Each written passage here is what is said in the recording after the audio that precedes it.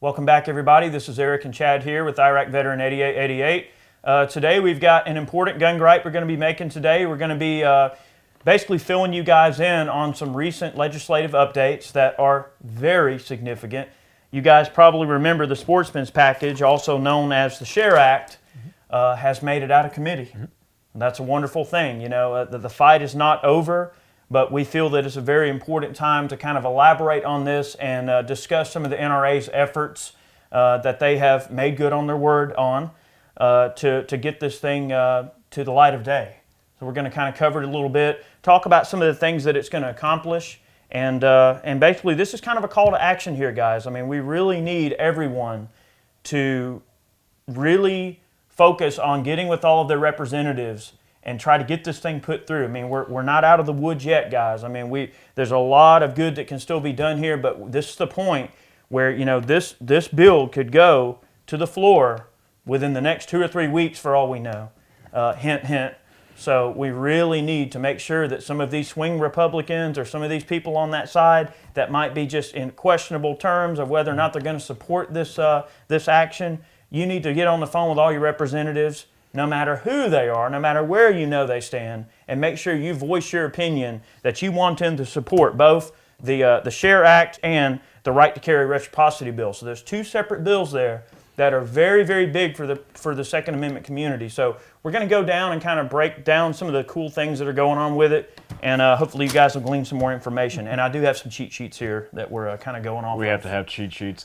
Yes. If you guys remember, we've done videos on the SHARE Act before. We talked about it in the Shush video we did not terribly long ago. That's a completely different animal to remove suppressors from the NFA registry. However, one of the older bills that was introduced back in 2015 called the Hearing Protection Act is actually rolled into the SHARE Act now. So that's a very good thing. The American Suppressor Association, Silencer Co., many other pro-suppressor reform advocates have been pushing this to get it through, and in order to get it passed, unfortunately, it's probably going to have to be part of a larger package, hence the SHARE Act. And it does contain a number of different improvements to things like FOPA, the Firearms Owners Protection Act, and traveling with firearms through more gun-unfriendly states and not winding up in jail because of it kind of closes some of the potential FOPA loopholes that exist, so trying to kind of address some of those concerns and make sure that everybody is good to go in terms of FOPA and everything. Also, like concealed carry on certain public lands and things like that. A number of other things, but the main concern that we have here, and we've been talking about forever, is removing suppressors from the NFA registry. That's kind of the big ticket item to us personally, at least myself. I don't know if I can speak for Eric too or not, but this bill does have a lot of good things in it, the HPA being my favorite part of it. Absolutely. And, we were talking about it earlier, and having to be part of a larger package, it kind of sucks. It's kind of how the Hughes Amendment got rolled into FOPA back in the 80s, and now we can't own new manufactured machine guns because of this. So, it's one of those things. There's a little bit of something in this bill for everybody, and I think that's what's so exciting about it. You know, there's areas of this bill that protect, the traditional style sportsmen. I mean, I hate to say the word FUDs, but guys, here's the thing. There is something in this bill for everybody. It doesn't matter who you are. It doesn't matter if you want NFA or you want suppressors removed from the NFA, then guess what? This bill's for you. If you want to be able to carry guns on public lands and Army Corps lands, this bill's for you. It addresses some of those concerns. FOPA is something that involves a lot of people. So there's a lot of stuff in this package that makes a lot of sense and will apply to a lot of people. And here's one very important clause that I think is tremendously important to all of us. And, it's also part of the SHARE Act is they're wanting to basically remove the whole sporting clause and replace it with a lawful clause. So instead of a gun, especially, you look at importation. Yeah. For importation, instead of a gun needing to have a sporting purpose, it simply needs to have a lawful purpose. Well, for example, like the Segas that used to come in, all right, they came in a sporting configuration to meet that sporting purpose clause in the importation regulations. Right. So they would come in with a Monte Carlo type stock and all on there, no pistol grip, no, crazy tactical, features or anything like that, and then they could be converted under 922R and removing this sporting purpose and replacing it with lawful purpose. No more 922R crap. So None of that. Some of the other like importation rules and things like that, like the Norinco ban and stuff like that, this won't really address that from what we're told. Those are more of a commerce clause than they are so much, gun well, they're laws. involved with commerce more than just anyways. But like Eric said, this bill just like has the Russia sanctions are. I mean, that's a trade sanction. Yeah, and they mentioned too that this might have an impact on like the 545 ban and things like that were just put through basically with executive order. It'll pretty much trump all that kind of stuff. But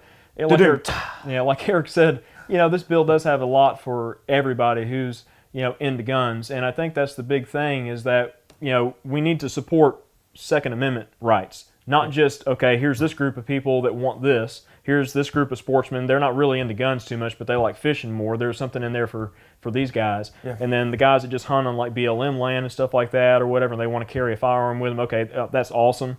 But then you've got to support the suppressor crowd too with HPA. You can't just pick and choose and say, well, I support this, but I don't like that HPA crap, or I like HPA, but I don't care anything about the sportsman stuff because I'm not a hunter. Well, guess what? We're all in the same boat together. You're either a gun guy or you're not. Yeah. I mean, we all have to stick together. I think that's the biggest issue that I have with our current gun culture. Is like, someone can be a gun owner and not necessarily be pro completely Second Amendment. And that's a problem. If you're one of the people watching this videos that go, oh, well, I don't think everybody should have an AR-15, but my fine Krieghoff double barrel is fine because it's just a lonely old double barrel. I mean, that's not really the way to think about it. I mean, we support all things related to hunting and conservation efforts. And believe me, you want to take your double barrel shotgun and go out and shoot some geese or some ducks or whatever you're going to do, or dove hunting, believe me, I wholeheartedly respect your ability to go and do that all you want. But a lot of us ask in return is just for a little support. We're all gun guys here. Yes, some of these young guys like to hunt with AR-15s. What's the big deal with that, right?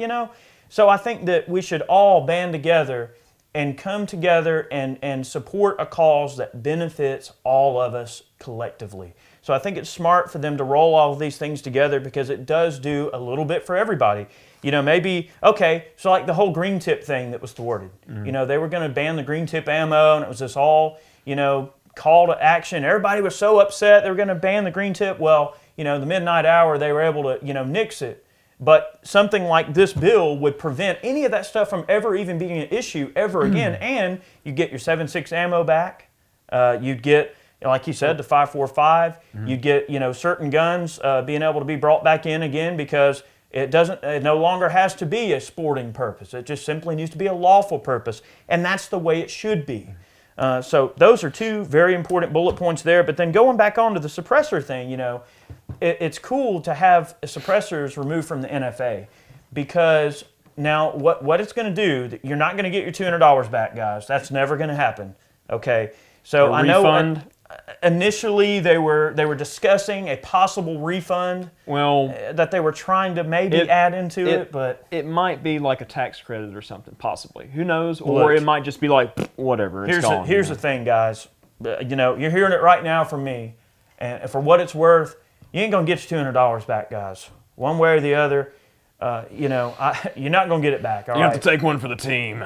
We've all taken one for the team. I mean, I own multiple suppressors. I know Chad owns multiple suppressors. I love owning suppressors. It's so cool to be able to go out to the range and shoot and not worry about wearing ear pro. If we're out hunting or doing whatever we're doing or anything at all, you can shoot and do your thing and not have to worry about wearing ear pro. You can talk to each other. It doesn't hurt your hearing. There are lots of benefits to suppressors that obviously I'm sure anyone watching this video can understand that they have their benefits.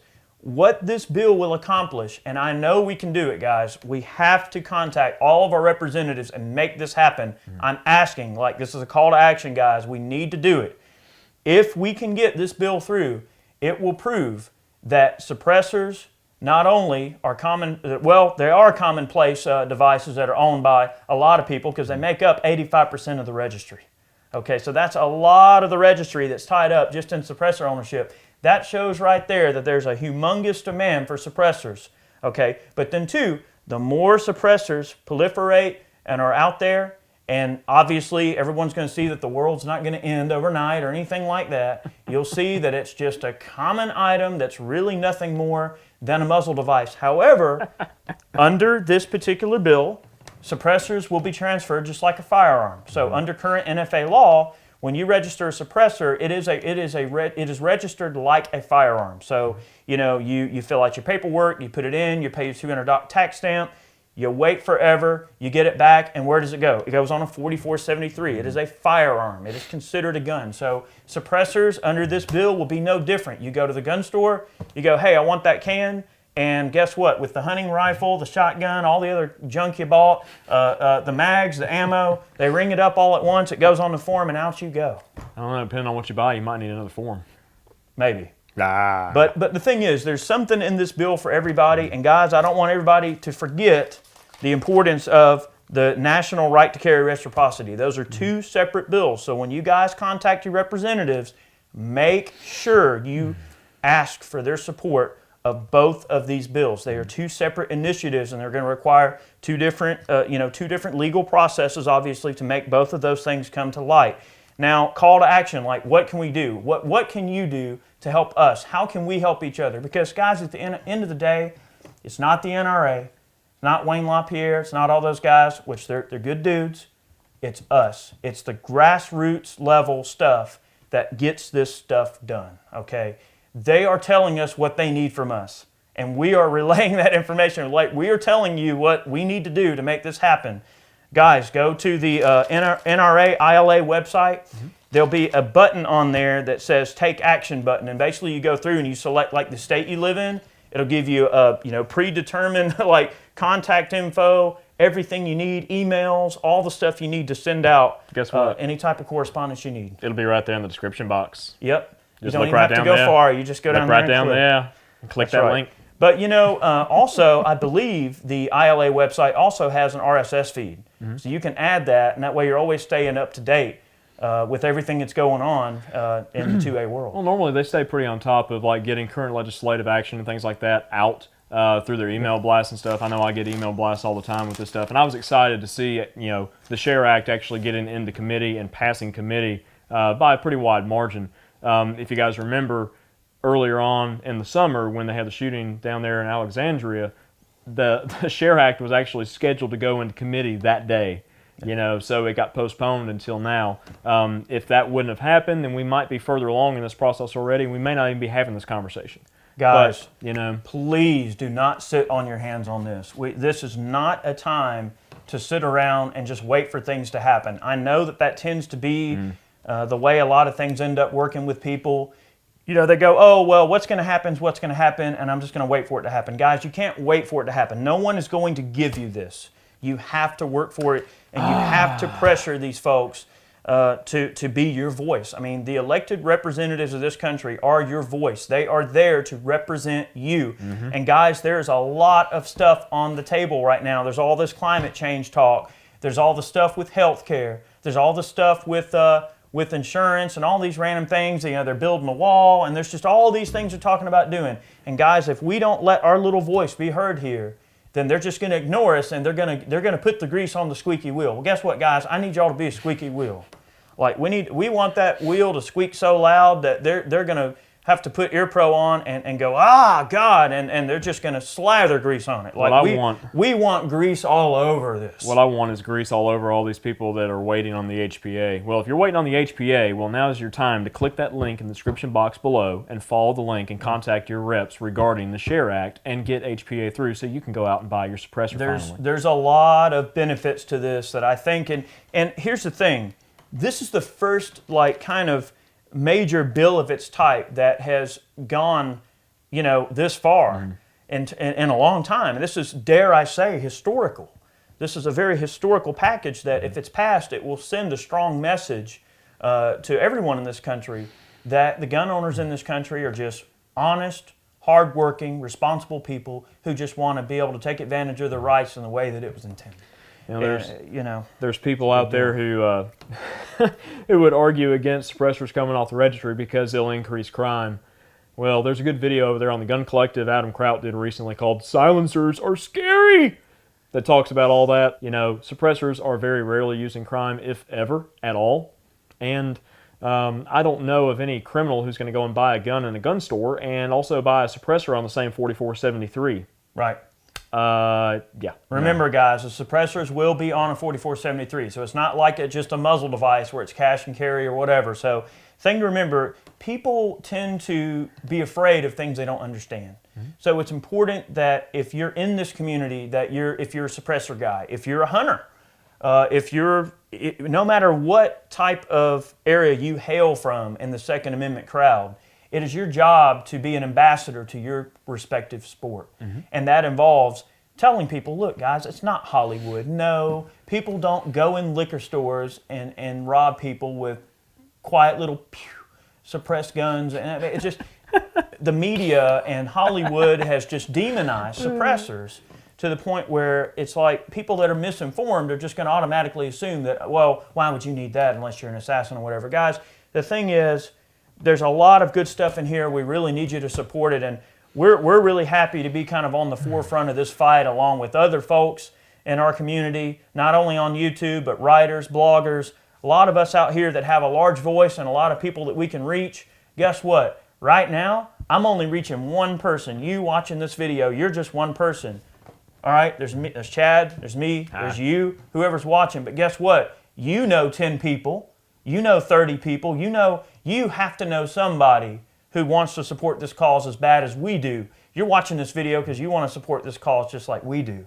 So it's very important that you get on the phone with your representatives, fax them, email them, send them a carrier pigeon, send them a whatever, send them what do they call those couriers that sing?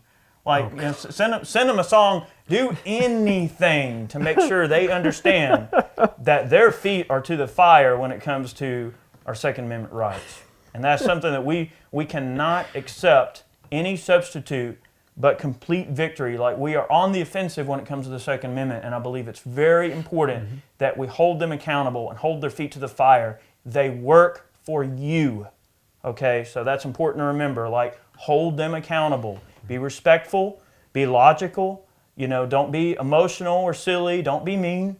Just state the facts and just politely make sure they understand where you're coming from. You're going to pass this bill or else. Yeah, you. Now, Eric over there, that veteran, said that I was going to have to hold your feet to the fire, so I'm bringing a fire up there, boy. No, it ain't going to work like that. But the thing is, just be respectful and just people are people. And that's the thing to remember. Politely ask for their support. And trust me, they know. They know all the folks that are contacting them. They're not going to forget. They're going to realize that it's a very hot topic for a lot of people, and they're going to vote accordingly. Okay, so guys, that's what's going on. This is very kind of breaking news. It's very, very important that this is going on. Guys, I mean, I don't want to be telling tales out of school, but it's safe to say that maybe in the next 3 or 4 weeks, this thing could be put up for a vote. Maybe. So, who knows? Not saying it will, but there's a little bit of time. It could be a month. There's a little time left in this legislative session, so you never know what might happen. Yeah. So guys, that's our gripe for the day. I really appreciate you watching today's video. We support all of these types of efforts because it supports you guys. I mean, it is the Second Amendment. It's the blood life of the Second Amendment, and making sure that we keep our rights alive and that we keep those accountable, held accountable that need to be. I'm good for anything that supports the gun community as a whole, and the SHARE Act is the epitome of that right now. I agree. So. I sure hope that if you're one of the sportsmen that's watching this video that maybe is a little bit on the fence about some of the things that are in it, I hope that you'll have a change of heart and maybe think about everybody, not just yourself. And believe me, we're thinking about you. I mean, I'm a sportsman too.